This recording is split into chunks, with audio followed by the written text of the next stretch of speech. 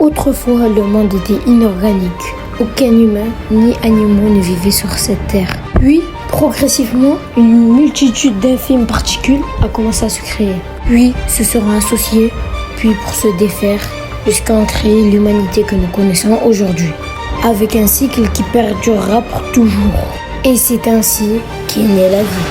Et si la vie perdure, c'est parce que l'essence de la vie même est de se multiplier, s'adapter à toute situation, se développer. Voilà ce qu'est la vie. Et quand il y a la vie, il y a aussi la mort. Mais le but de la vie est de vivre, donc il y a forcément une mort.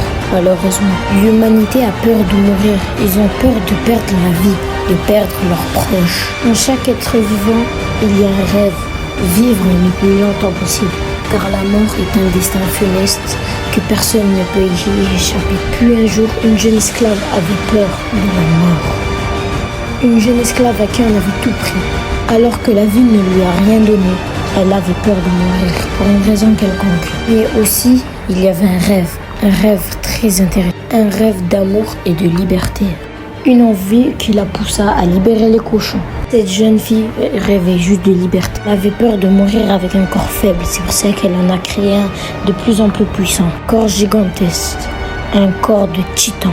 Elle s'était réfugiée dans un monde où la mort n'existait pas. Mais malgré son pouvoir, la jeune fille ne pouvait pas être libérée. Mais sa même partie d'elle qui la poussa à libérer les cochons ne supportait pas d'être comme ces cochons. Être tenue en cage. Et une partie de cette fille s'appelait la liberté.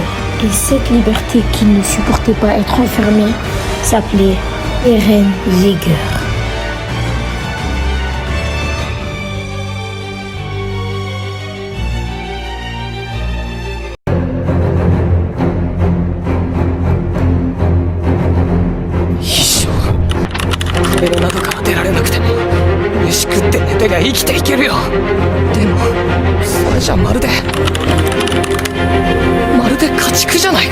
みんな何かに酔っ払ってねえとやってられなかったんだな。それだけじゃないよ。海だ。どれだけ先かわからないが、俺はこの人たちを皆殺しにする。家も人も動物も人生も夢も。死ぬべきは俺たちエルディア人なんじゃないのか。納得できない。ごめん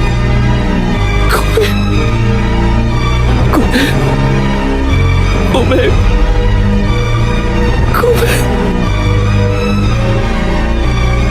Yo les gars, on se retrouve pour une nouvelle vidéo. Aujourd'hui on va parler de l'attaque des titans. Première vidéo sur l'attaque des titans. Ça fait longtemps que Non en fait ça fait pas longtemps, je me parler d'ailleurs. Et comme j'ai speedrunné la série littéralement quand j'ai entendu qu'il y avait la fin. Au début j'aimais pas trop l'attaque des titans, mais maintenant j'aime. Donc du coup je passais de l'épisode 1 au dernier épisode en même pas 2 semaines. Non, depuis que l'épisode 1 et la fin elle est sortie, j'ai direct commencé à attaquer des titans. Donc j'ai essayé de ne pas me faire spoiler. Heureusement je ne me le suis pas fait. Et donc on se retrouve pour une nouvelle vidéo pour parler de la fin de l'attaque des titans ou la nouvelle fin, parce qu'il y a des trucs rajoutés en plus dans cette fin. Et vraiment c'était une ambiance shonen un peu. Et je vais vous dire comment j'ai ressenti la fin, ce que j'en ai pensé.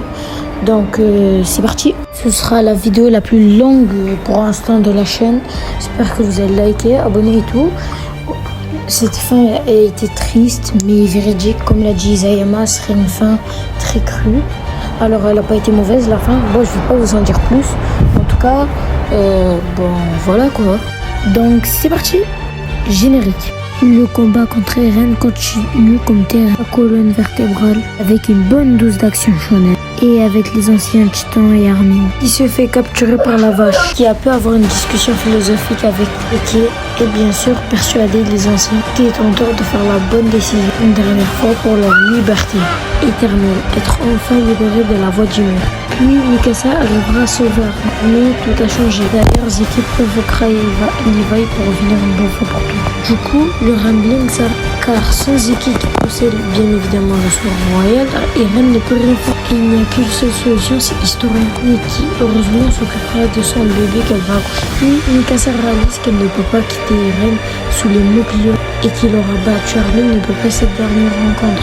Ainsi, les derniers mots que Eren aura prononcés, c'est je t'ai. Et je t'ai toujours détesté. On a ensuite l'apparition du parasite, qui, on le rappelle, était trouvé dans le bassin de et qui est responsable d'il y a 2000 ans de la création du titan originel. Armin et Eren s'engagent dans un titan colossal contre titan originel et qui échangent pour la dernière fois. Et c'était plutôt triste. Et le parasite d'ailleurs, on n'aura jamais d'explication sur c'est qui, émet de la fumée pendant leur combat et qui déclenche la transformation pour ceux qui l'inhalent. Les Eldiens de Marley se transforment en titan par ce processus de transformation. Levi demande à Pieck et Gabi de s'enfuir à bord de Falco, tandis qu'il reste en arrière avec Mika pour tuer Eren et sauver tout le monde. Bien sûr, Pieck atteint son point de rupture et ne veut plus participer à la bataille. Et Levi comprend sa décision. Mikasa et Eren ont une connexion profonde. Avec Mikasa confessant son amour pour Eren. On a une discussion entre les deux, disant une vision de leur futur. Si leur Bling était une réussite. Du coup, Eren demanda à Mikasa de promettre de l'oublier, de jeter l'écharpe après sa mort, libérée de la culpabilité qu'elle ressent. Au moins symbolisé avec un oiseau volant au-dessus, représentant la lutte d'Eren pour la liberté. Mikasa informe Levi, Armin, que Eren se trouve à l'intérieur de la tête du titan originel. Eren laisse Mikasa la tuer, et que c'est la seule à pouvoir le faire. Bien sûr, avant Levi lance l'explosif qui permettra à Mikasa d'atteindre Eren avec un moment épique. Et vu que Eren a toujours fermé les yeux pendant le grand terrassement, et cette fois-ci Eren les ouvrira la dernière fois avant de se faire trancher la tête par Mikasa. Il partage un dernier baiser avec Mikasa et un dernier regard. Ymir derrière enfin satisfaite. Et enfin libre. L'agonie de l'amour. Tenant la tête d'Eren, reste le cycle de la haine entre Marley et Eldiens. Puis apprendre un flashback avec Armin qu'elle était sur le bateau avec Eren, tous deux jeunes. Bien sûr, Eren a effacé temporairement leur mémoire. Armin qui bien sûr demande à Eren pourquoi il a fait tout ça. Pourquoi il est comme ça. Pourquoi avoir changé avec lui et Mikasa. Pourquoi il en a collé une. Et c'est à ce moment-là que nous aurons le point de vue d'Eren. Et tout s'explique. Il va dire à Armin qu'il a fait tout ça. Bien sûr relié Eldia et Paradise, ainsi que le monde entier. Et ce sacrifice était donc le seul moyen. Il y avait beaucoup de chemins. Bien sûr, les guerres sont toujours présentes. On comprend aussi que Eren a tué 80% de l'humanité. C'est juste monstrueux. On voit aussi la réaction choquée de Armin. Il lui a demandé « Qu'as-tu fait Eren ?» Eren révèle son intention de faire d'eux héros qui ont sauvé l'humanité. Retour aux souvenirs d'enfance représente une époque où Mikasa, Armin étaient des enfants innocents et heureux. Il continue de s'expliquer certaines choses sur Ymir, vu que c'est en quelque sorte la seule personne qu'il comprend. Nous avons aussi à la réponse de la question avec tout ce qu'elle a subi du roi Fritz, Ymir reste toujours son esclave, alors qu'avec ses pouvoirs elle peut les détruire et tout détruire. C'est bizarre comme révélation. Mais on apprend qu'elle était tout simplement amoureuse du roi Fritz. Moi c'est pas du tout ce que j'espérais. Ymir a attendu quand même longtemps que quelqu'un vienne la libérer de la liberté qu'elle attendait tant, et que Mikasa devait la libérer de cette agonie de l'amour. Ça veut dire que c'est par total égoïsme qui a mené à tout ça. C'est ça qui a rendu Eren esclave de la liberté. Donc j'aime pas Ymir. Parce que Mikasa donne un baiser à Eren, clairement on voit en arrière-plan Ymir, heureux, qui est en train de sourire. Mikasa a brisé cette malédiction que Ymir est enfin libre. Eren bien sûr n'a fait qu'emprunter un chemin déjà tout tracé, que ce n'était pas vraiment ce qu'il espérait, mais il était obligé, en quelque sorte, de suivre cette voie d'Ymir, qui est responsable en quelque sorte de la mort d'Eren, de tout ce qui était arrivé dans ce monde. C'est lui qui a ordonné au titan de manger sa mère, titan qui est bien évidemment la première femme de Grisha, Jaeger, et qui a en elle le sang royal. Et bon, comme un écrivain qui a écrit le plot twist, le temps n'existe pas chez Eren. Et par contre, ça j'arrive pas du tout à comprendre, même si c'est très bien ficelé. Bien sûr, c'est que l'esprit d'Eren est perturbé par les pouvoirs du titan originel. On s'en souvient tous à la série Roman, analyse la future réalité. Il a vu en touchant la main d'Historia. Mais encore une fois, tout ça c'est la faute d'Ymir. Après, on se retrouve une dernière fois avec Armin et Eren, un tout autre décor, tout au long de la mer, et au loin qui représente bien sûr la liberté. À ce moment-là, il décide de parler de Mikasa. Tout apprécie ce moment-là. On va parler de la future vie amoureuse de Mikasa. Quand même assez surpris de voir Eren pleurer à propos d'elle, avant d'une certaine façon son amour pour Mikasa. Aussi qu'il ne veut pas du tout mourir, et il veut rester avec tout le monde et avec elle. Il ne veut surtout pas la voir avec un autre homme. Voir Eren son rôle d'antagoniste m'a fait extrêmement plaisir. Constatant que cette discussion profonde avec Armin s'est passée avant les événements. Eren explique à Armin qu'ils vont devoir se battre entre eux. C'est lui et qu'ils devront le tuer. Et bien sûr qu'il allait effacer leur mémoire temporairement. Et le merci d'avoir endossé le rôle de l'ennemi temporairement. Moi, était assez triste, puis Eren prend Armin dans ses bras. Lui dit que c'est lui qui sauvera l'humanité.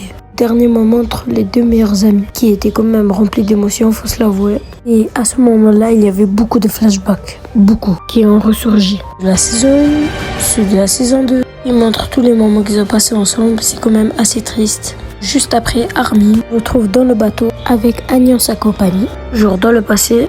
Et on revient de prison, on voit Mikasa pour tâter d'Eren. On apprend que Armin n'était pas le seul et que Eren a parlé à tous ses amis. Et les titans ainsi que leurs pouvoirs ont bien évidemment disparu. Et cette fois-ci, ils sont libres. Pour de bon.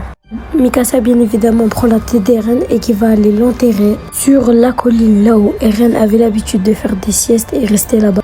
Et où tout a commencé. Bon, tout le monde est enfin libéré. Nous sommes dans un monde désormais sans titans. Là arrive le fameux, ainsi que je pense pour moi le meilleur moment et plein d'émotions. Quand Levi fait le signe de Sasageyo, avec tous les anciens qui apparaissent pour la dernière fois, pour le plaisir du spectateur et bien sûr avec Erwin. Moment ultra triste et cool pour dire que c'est enfin la fin. Ce sera la dernière fois où on verra une chose pareille. Il y a aussi un petit moment triste avec un grand hommage à Sacha qui est partie trop tôt malheureusement. Un personnage ultra cool mais malheureusement elle aura perdu la vie. On a aussi Reiner qui a retrouvé sa mère après avoir porté un lourd fardeau. Et avec son père aussi, bref, tout le monde est bien soulagé, enfin heureux. Et malheureusement pas pour longtemps car tout ce qu'il vient de se passer. Ces deux Marley vont pointer leurs armes sur les îles et leur dire prouvez-nous que vous n'êtes pas des titans. Elle m'a quand même surpris après une guerre comme ça. Il vient juste de terminer le grand terrassement et là il vient. Avec une guerre où la plupart des gens ils sont tous morts, 80% de l'humanité. Qu'une seule chose à faire, c'est pointer leurs armes sur les Indiens. Et c'est là où bien sûr Armin interviendra. Cette fois-là, on compte surtout sur Armin. Et il va dire qu'il vient de Paradise et c'est le sauveur de l'humanité. Lui qui a tué Eren, son meilleur ami, ainsi que le titan qui a tout ravagé. Maintenant, il n'y a plus de titan et il n'y a plus de pouvoir. Alors, la fin est plutôt réaliste. Ça veut dire malgré le fait que on a battu Eren, l'humanité n'est pas totalement libérée. Il n'y aura jamais de paix éternel. Il y aura toujours des guerres. C'est la triste réalité du monde et on le voit à la fin. Après, on se retrouve 3 ans plus tard. On a une confirmation, les amis. Ceux qui croyaient que Historia était enceinte de Eren, c'est totalement faux. Elle est enceinte d'un autre homme. Sinon, tout le monde va très bien. Ils n'ont pas l'air d'avoir trop changé, à part Reiner qui a une tête un peu bizarre. Et qui bien sûr a subi trop de blessures et ne peut plus se lever. Il reste toujours aussi badass. Un héros. Bon, la fin de l'attaque des titans se finit sur la colline là où tout a commencé. Je tiens avec Mikasa et la tombe d'Eren. Et c'est littéralement trop triste. Je me sens hyper mal quand je vois cette fin. Et après tout ce qu'elle a enduré, traversé. Et malheureusement, on n'y peut rien. C'est la triste réalité de ce monde. Et l'oiseau à la fin qui est à peu près la réincarnation de Eren qui lui met les chats. Cette scène était juste magnifique et nostalgique. Et comme je l'avais dit tout à l'heure, il n'y aura jamais de paix éternelle malheureusement. Bien sûr, ça reste logique que les guerres continueront à cause de l'humanité. On peut voir à la fin de l'ending Paradise comment ça évolue avec le temps. Dans le futur, avec beaucoup plus de technologie, bien évidemment. Quand soudain, comme je l'avais dit, les guerres refrappent et Paradise se fait complètement détruire à cause de la guerre. Et on retrouve plus tard un garçon avec son chien constatant l'arbre dans lequel Eren a été enterré. Évidemment, l'histoire se répétera encore et encore. L'histoire se reproduira toujours, malheureusement. L'être humain, c'est le seul responsable. Pas les titans ou autres êtres vivants, ce sont les humains qui sont le plus dangereux. La menace et l'homme lui-même. C'est une bonne morale. J'espère que la vidéo vous aura plu. Ça m'a attristé de voir la fin. Je ferai plus de vidéos en détail. Vraiment, merci d'avoir regardé cette vidéo et à la prochaine. Ciao.